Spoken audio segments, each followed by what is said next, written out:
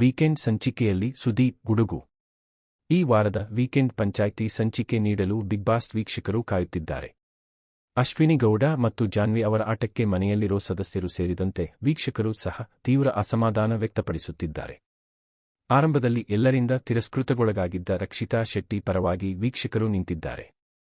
ಈ ವಾರ big boss ಮನೆಯಲ್ಲಿ ಗೆಜ್ಜೆ ಸದ್ದು ತೀವ್ರ ಚರ್ಚೆಗೆ ಗ್ರಾಸವಾಗಿದೆ. ಈ ವಿಷಯವಾಗಿ ಅಶ್ವಿನಿ ಗೌಡ ಮತ್ತು ಜಾನ್ವಿ ಜೊತೆಯಾಗಿ ರಕ್ಷಿತಾ ಶೆಟ್ಟಿಯನ್ನು ಟಾರ್ಗೆಟ್ ಮಾಡಿರೋದು ಕಂಡುಬಂದಿದೆ. ಮಿಡ್ನೈಟ್ ಎಲಿಮಿನೇಷನ್ ಪ್ರಕ್ರಿಯೆ ಮುಕ್ತಾಯದ ಬಳಿಕ ಇದೇ ವಿಷಯವಾಗಿ ಮೂವರ ನಡುವೆ ದೊಡ್ಡ ಜಗಳವೇ ನಡೆದಿತ್ತು. ಈ ವೇಳೆ ಮಧ್ಯೆ ಪ್ರವೇಶಿಸಿದ್ದ ಕಾವ್ಯ ಅವರನ್ನು ಅಶ್ವಿನಿ ಗೌಡ ಮತ್ತು ಜಾನ್ವಿ ಟಾರ್ಗೆಟ್ ಮಾಡಿದ್ದರು.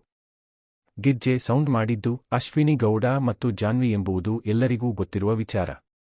ಆದರೆ ಅಶ್ವಿನಿ ಗೌಡ ಮತ್ತು ಜಾನ್ವಿ ಇದನ್ನು ಒಪ್ಪಿಕೊಳ್ಳಲು ಮಾತ್ರ ಸಿದ್ಧವಿಲ್ಲ. ತಪ್ಪು ತಮ್ಮದೇ ಇದ್ರೂ ರಕ್ಷಿತಾ ಜೊತೆ ಜಗಳ ಮಾಡಿದ್ದರು.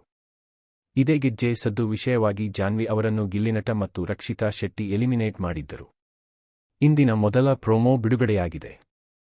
ನಾವು ಕೊಟ್ಟಿರೋ ಮಾತನ್ನು ತಪ್ಪಲ್ಲ, ತಪ್ಪಾಗಿ ಆಡಿರೋ ಮಾತಿಗೆ ಬುದ್ಧಿ ಕಲಿಸದೇ ಬಿಡಲ್ಲ. ಒಳ್ಳೆಯ ಕೆಲಸ ಮಾಡಿದಾಗ ನಾವು ಕೈ ತಟ್ಟಿ ಚಪ್ಪಾಳೆಯನ್ನು ಸಹ ಕೊಡ್ತೀವಿ.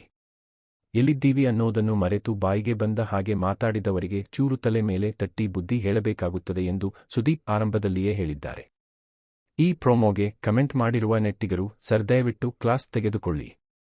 ಅಶ್ವಿನಿ ಗೌಡಗೆ ಇಲ್ಲ ಅಂದ್ರೆ ಬಿಗ್ ಬಾಸ್ ಶೋಗೆ ಬೆಲೆ ಇರೋದಿಲ್ಲ. ಸರ್ ನಿಮಗಾಗಿ ಕಾಯ್ತಾ ಇದ್ದೀವಿ. ಪಂಚಾಯಿತಿ ಕರೆಕ್ಟಾಗಿರಲಿ ಸ್ವಾಮಿ. ಖತರ್ನಾಕ್ ಆಂಟಿಗಳ ಅಹಂಕಾರ ಇಳಿಬೇಕು ಅಷ್ಟೇ. ಚೈತ್ರಾ ಕುಂದಾಪುರಗೆ ಹೇಗೆ ರುಬ್ಬಿದ್ರೋ ಅದೇ ರೀತಿ ರುಬ್ಬಬೇಕು. ಖಡಕ್ಕಾಗಿ ಮಾತಾಡಿ ಗ್ರಹಚಾರ ಬಿಡಿಸಿ. ಆ 2 ಕೊಳ್ಳಿ ದೆವ್ವಗಳದ್ದು ಎಂದು ತಮ್ಮ ಅಭಿಪ್ರಾಯ ವ್ಯಕ್ತಪಡಿಸಿದ್ದಾರೆ.